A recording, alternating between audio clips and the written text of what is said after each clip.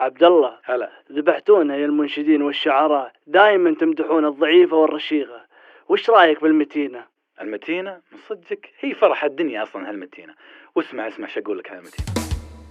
يا لا يا لا لا لا لا لا يا لا لا يا لا يا لا لا لا لا لا للزين قالوا من قديما علامات عين ومبسم والجسم والرشاقة، لكن كسر هالقاعدة المتينات من واقع ما هو كلام وبلاغة، واللي محليهن ولهن ثقيلان دايم خفاف الدم فيهن لبقه. الله يا جماعة لطيفات وعلى الكلام الحلو فيهن طلاقة، ما هو ضروري بالرشاقة رشيقات، زود الوزن ما هو بيعني إعاقة، زود الوزن ما هو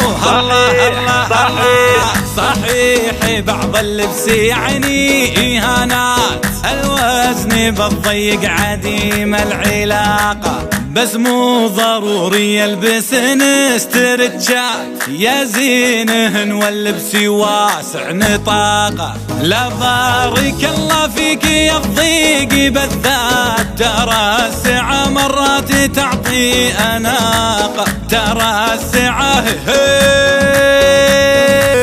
قالوا رجيم اليوم هم البنيات، قلت الرجيم ادري يبيله فراغ، وقالوا رياضة قلت ما هن مريضات، للسكري لما معهن بطاقة، قابلهن الله بلا رجيم ورياضات، بهدي لهن مني من الورد باقة، بهدي لهن مني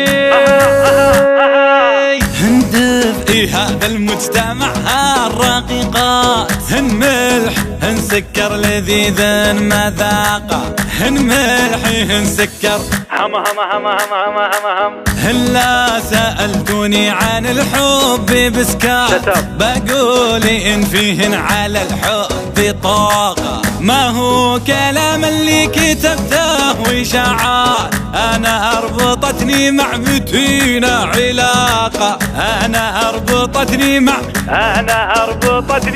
يا زينتش علاقة.